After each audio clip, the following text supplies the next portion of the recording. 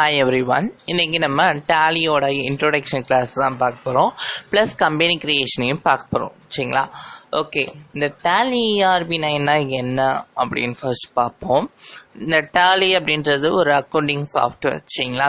அது பக்கத்துல ERP அப்படின்னா என்ன, ஏன் வச்சாங்க அப்படின்னா, ஒரு கம்பெனியில் A to Z ஒர்க் பண்ணுறத நம்ம என்ன சொல்லுவோம், ERP அப்படின்னு சொல்லுவோம். ஸோ அதே மாதிரிக்கு தான் இந்த டேலியில் எல்லாமே ஒரு கம்பெனிக்கு தேவையான அம்பட்டையும் என்ன செய்யலாம், இந்த சாஃப்ட்வேர்க்குள்ளேயே, இந்த டேலி சாஃப்ட்வேர்க்குள்ளேயே பண்ணலாம்.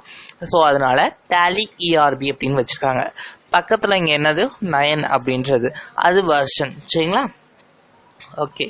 அதுக்கு அடுத்து இந்த கம்பெனி, அதாவது இந்த டேலி சாஃப்ட்வேரை யார் கிரியேட் பண்ணா அப்படின்னா, டேலி சொல்யூஷன் அப்படின்ற நிறுவனம் தான் என்ன செஞ்சிச்சு, கிரியேட் பண்ணுச்சு. சரிங்களா?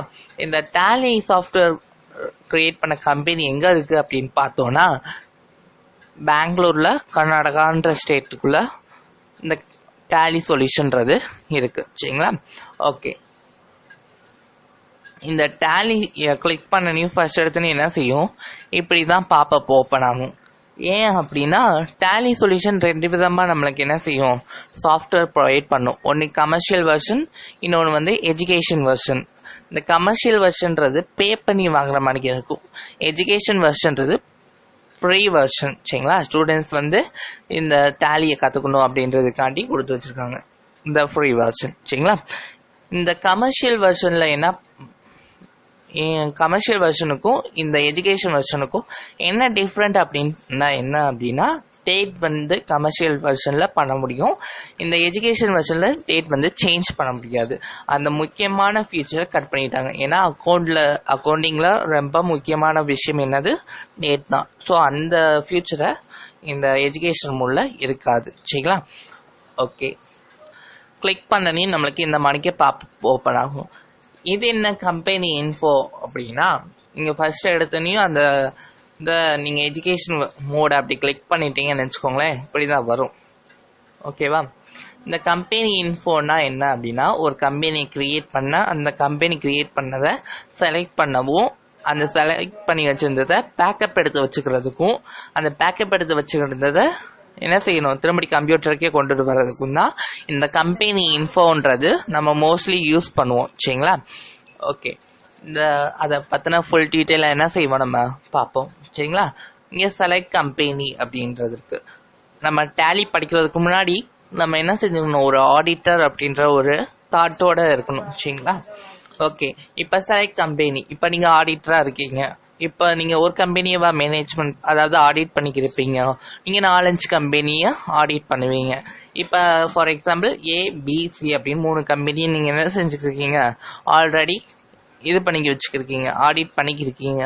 இப்போ எனக்கு B குரூப் ஆஃப் கம்பெனின்றதை எனக்கு செலக்ட் பண்ணணும் அப்படின்னு நினச்சா, இங்கே செலக்ட் கம்பெனி கொடுக்கணும். இங்கே லிஸ்ட் அவுட் ஆகும். சரிங்களா? இங்கே பாத் அப்படின்றக்கா, அப்படின்னா எந்த லொக்கேஷனில் அந்த கம்பெனி வச்சுருக்கீங்க, சேவ் பண்ணி வச்சுருக்கீங்களோ அந்த இதை கொடுக்கணும். நேம்ன்றது அந்த கம்பெனி நேமை கொடுத்தீங்கன்னா இங்கே வந்து ஷோ ஆயிரும்.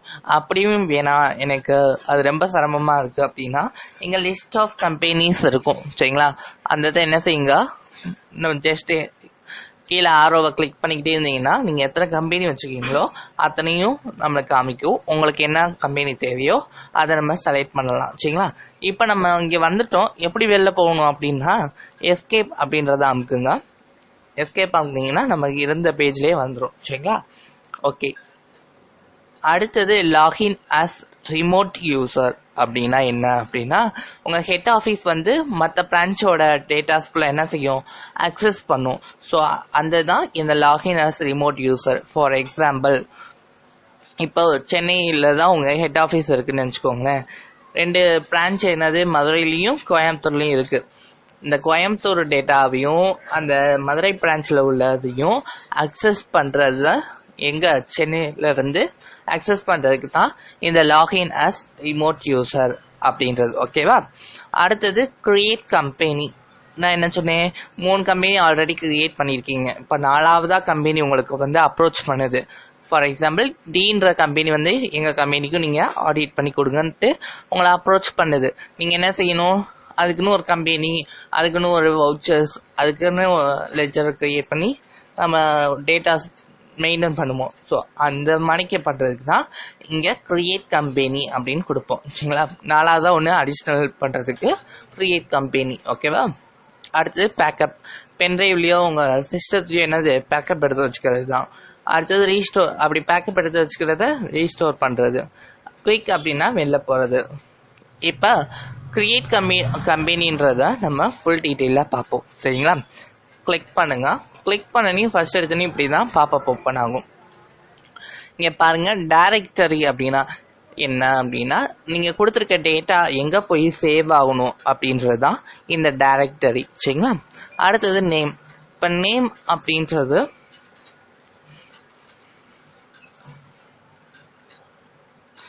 ABC குரூப் ஆஃப் கம்பெனி அப்படின்னு நான் ஒன்று க்ரியேட் பண்ணுறேன். சரிங்களா.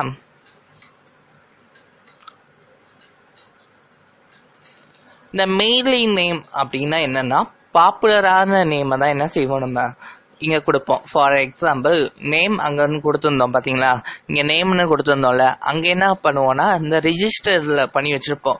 இப்போ ஏபிசிக்குன்னு நான் ஒரு அப்ரிவியேஷன் வச்சுருப்பேன். அந்த அப்ரிவியேஷன் ஃபுல் ஃபார்மாக கொடுக்கறது தான் இந்த நேமில் கொடுப்போம். அதே இது இந்த மெயிலிங் நேம்னா இந்த கஸ்டமர் வந்து ஷார்ட்டாக நம்ம புரிஞ்சுக்கிற விதமாக நம்ம என்ன செய்வோம், ரொம்ப பாப்புலராக அந்த இதை சொன்னால் நம்ம கம்பெனியோட இதை ஃபுல்லாக தெரிஞ்சுக்கிடுவாங்க. அந்த நேம் சொன்னால் கம்பெனியை பற்றி சொல்லுவாங்க அப்படின்னு நமக்கு தெரியும்ல, அந்த நேமை தான் இங்கே மெயிலிங் நேம் அப்படின்னு சொல்லுவாங்க. சரிங்களா. அட்ரஸ், நம்ம கம்பெனி எங்கே இருக்கோ அதை கொடுக்கணும். சரிங்களா.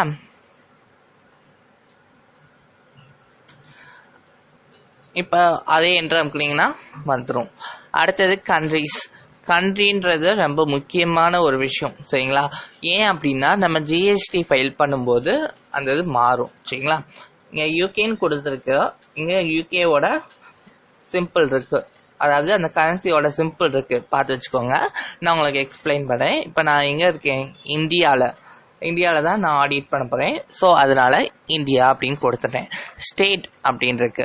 இப்போ மதுரைன்றது எங்கே இருக்கு, தமிழ்நாடுன்ற ஒரு ஸ்டேட்குள்ளே இருக்குது. ஸோ அதனால நான் தமிழ்நாடு அப்படின்னு கொடுத்துருக்கேன். மதுரையோட பின்கோடு கொடுக்கணும். அடுத்தது காண்டாக்ட் டீட்டெயில்ஸ். இந்த காண்டாக்ட் டீட்டெயில்ஸும் ரொம்ப முக்கியம். ஏன் அப்படின்னா நம்ம ஜிஎஸ்டி ஃபைல் பண்ணும்போது நம்ம என்ன செய்யணும், இங்கே கொடுக்காம வச்சுட்டிங்கன்னா அங்கே ஒவ்வொரு வாட்டியும் நம்ம என்ன செய்யணும், டைப் பண்ணிக்கிட்டே உட்காந்துருக்க வேண்டியதாக இருக்கும். அதே இது நீங்கள் இங்கே கொடுத்துருந்தீங்க அப்படின்னா அங்கே என்ன செய்யும், டிஃபால்ட்டாகவே வந்துடும். ஸோ அதுக்கு இது ஃபுல்லாக கொடுத்துடணும். ஓகேவா. அடுத்தது book and financial year details அங்கே கொடுத்துருக்காங்களா, அது கீழே ஃபினான்சியல் இயர் பீயிங் ஃப்ரம் அப்படின்னா நம்மளோட ஃபினான்சியல் இயர் என்ன அப்படின்னா 1/4 ஸ்டார்ட் பண்ணி 31/3 முடியும். அதாவது ஏப்ரலில் ஸ்டார்ட் பண்ணி மார்ச்சில் முடியும், சிம்பிளாக சொல்லலாம். ஓகேங்களா. அதுதான் இங்கே ஃபினான்சியல் இயர் அப்படின்னு சொல்லுவாங்க. சில பேர் அக்கௌண்டிங் இயர் அப்படின்னு சொல்லுவாங்க. ஸோ அதே மணிக்கு தான். ஓகேவா. அடுத்தது புக்ஸ் பீயிங் ஃப்ரம் அப்படின்னு இருக்கா, அப்படின்னா என்ன, கம்பெனி நீங்கள் எப்போ ஸ்டார்ட் பண்ண போகிறீங்க அப்படின்றது. 1/4 அக்கௌண்டிங் இயராக இருக்கலாம். நீங்கள் இப்போ என்னது 1/7 நீங்கள் ஸ்டார்ட் பண்ணணும்னா 1/7/2020 அப்படின்னு கொடுக்கணும். நம்ம என்ன செய்ய முடியாது, இதில் பண்ண முடியாது. ஏன்னா இது வந்து எஜுகேஷன் வெர்ஷன். ஸோ நான் கிளிக் பண்ணுறேன். அடுத்தது செக்யூரிட்டி கண்ட்ரோல். இந்த செக்யூரிட்டி கண்ட்ரோல் அப்படின்னா என்ன அப்படின்னா, அதாவது உங்களுக்கு கீழே நீங்கள் என்ன செஞ்சுருப்பீங்க, அசிஸ்டண்டாக 4-5 ஆடிட்டர் போட்டு வச்சுருப்பீங்க. அதாவது இந்த டேட்டாவை யார் அக்சஸ் பண்ணணும் அப்படின்னா அவங்களுக்குன்னு ஒரு யூசர் ஐடி, அவங்களுக்குன்னு ஒரு பாஸ்வேர்டு க்ரியேட் பண்ணி கொடுக்குறது தான் இந்த செக்யூரிட்டி கண்ட்ரோல். சரிங்களா. இதை நம்ம இன்னும் ஃபுல் டீட்டெயில்ஸ் என்ன செய்யலாம் பார்க்கலாம் அடுத்த வீடியோஸில். அடுத்தது இங்கே பாருங்கள், பேசிக் கரன்சி இன்ஃபர்மேஷன். நீங்கள் கண்ட்ரியும் ஸ்டேட்டும் என்ன கொடுக்குறீங்களோ அது பேஸ் பண்ணியே நம்மளுக்கு என்ன செஞ்சிடும், டிஃபால்ட்டாகவே இங்கே கொடுத்துரும். ஓகேவா. இது நான் சொல்கிறேன். பேஸ் கரன்சி சிம்பிள் அப்படின்னா நம்மளோட இந்தியன் ருபீஸோட சிம்பிள் எப்படி இருக்கும், இந்த மாதிரிக்கு தான் இருக்கும். அடுத்தது ஃபார்மல் நேம். இந்த ஃபார்மல் நேம்ன்றது ஐஎன்ஆர்னு கொடுப்போம், இல்லைன்னா ருபீஸ் அப்படின்ட்டு ஆர்எஸ் அப்படின்னு கொடுப்போம். அடுத்தது சஃபிக்ஸ் சிம்பிள் டு அமௌண்ட் அப்படின்னா இந்த சிம்பிள் அமௌண்ட் பக்கத்தில் வேணுமா அப்படின்னு கேட்கும். இந்த சிம்பிள் வந்து அமௌண்ட் பக்கத்தில் எனக்கு காமிக்கணுமா அப்படின்னு கேட்குது. நான் நோன் கொடுத்து வச்சுருக்கேன். நான் கொடுத்து வைக்கல, அது டிஃபால்ட்டாகவே அவங்க கொடுத்து வச்சுருக்காங்க. சரிங்களா? Add space between amount and simple. இந்த அமௌண்ட்டுக்கும் இந்த சிம்பிளுக்கும் ஸ்பேஸ் வேணுமா அப்படின்னு கேட்குது. எஸ் அப்படின்னு கொடுத்து வச்சுருக்கோம். ஜஸ்ட் என்டர் பண்ணாலே அடுத்தடுத்ததில் வந்துடும். Show amount in million. எனக்கு மில்லியன் கணக்கில் காமிக்கணுமா அமௌண்ட்டு அப்படின்னு கேட்குது. நோ அப்படின்னு கொடுத்து வச்சுருக்கேன். அடுத்தது டெசிமல் பிளேஸில் காமிக்கணுமா அப்படின்ட்டு. டெசிமல் பிளேஸ்னால் என்ன அப்படின்னு ஃபர்ஸ்ட் பாருங்க. அதாவது இதில் சொல்லலாம், இப்போ நீங்கள் 2 ரூபா அப்படின்னா வெறும் நீங்கள் 2 மட்டும் தான் போடுவீங்க. அதே இது நம்ம அக்கௌண்டிங்கில் எப்படி போடுவோம், 2.20 அப்படி சேர்த்து போடுவோம். ஸோ அதுதான் இங்கே டெசிமல் பிளேஸ் அப்படின்னு சொல்கிறாங்க. சரிங்களா? அடுத்தது என்று இருக்கிறேன். அடுத்தது வந்து பைசா கணக்கில் எனக்கு காமிக்கணுமான்னு கேட்குது. நோ. அடுத்தது வந்து அந்த பைசாவுக்கும் அந்த சிம்பிளுக்கு என்ன செய்யணும், எனக்கு காமிக்கணுமா அப்படின்னு கேட்குது. அதுக்கு நான் 2 அப்படின்னு போட்டிருக்கேன். அடுத்தது அக்செப்ட் அப்படின்னு கேட்குதா. இதெல்லாம் டிஃபால்ட்டாகவே கொடுத்து வச்சுருவாங்க. சரிங்களா? நம்ம எந்த வித மாற்றமும் பண்ணவே தேவையில்ல. அடுத்தது அக்செப்ட்னு கேட்குதா, ஜஸ்ட் என்டர் பண்ணுங்க, அதை கிரியேட் பண்ணிடும். கிரியேட் பண்ணி நம்மளுக்கு இந்த மாதிரி பாப்அப் தான் ஓப்பன் ஆகும். ஓகேவா? இது என்ன சொல்லுவாங்க அப்படின்னா கேட்வே ஆஃப் டேலி அப்படின்னு சொல்லுவாங்க.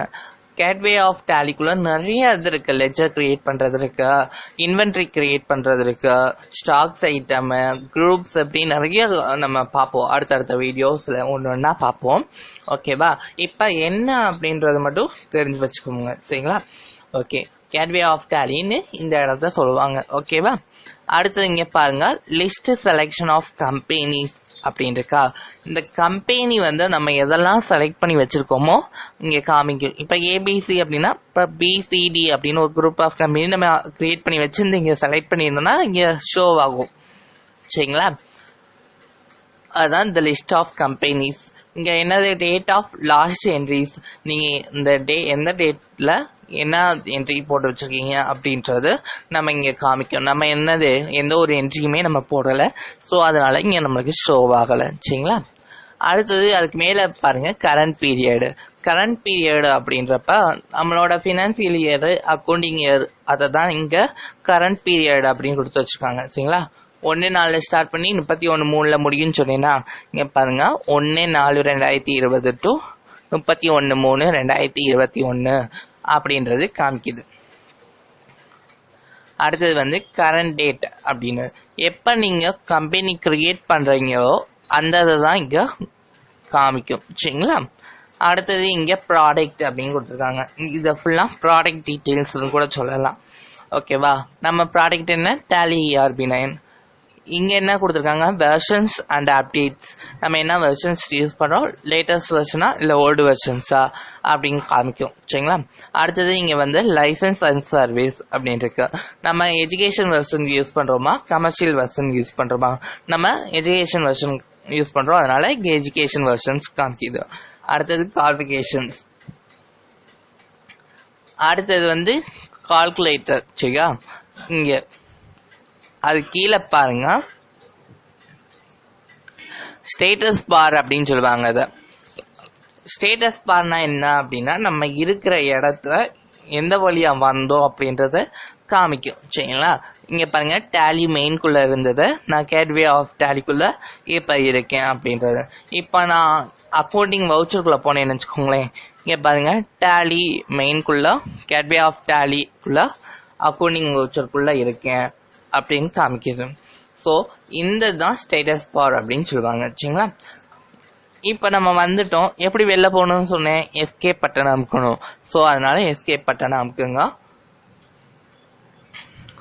எஸ்கேப் பட்டன் அமுக்கணும், என்ன செஞ்சிருச்சு, நம்மளுக்கு வெளில வந்துருச்சு. ஓகேவா? அடுத்தது இங்க என்னது,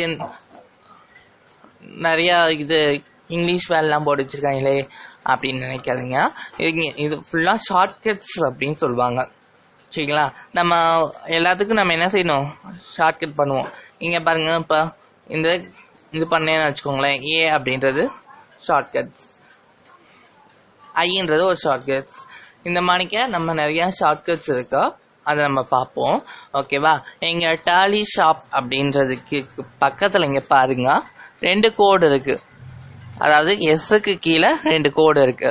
அப்படின்னா என்ன அப்படின்னா, கண்ட்ரோல் அமைக்கி எனக்கு எஸ் அமுக்குனா நான் டேலி ஷாப்ன்றது ஓப்பன் ஆகும் அப்படின்றது தான் இங்கே சொல்லுது. சரிங்களா?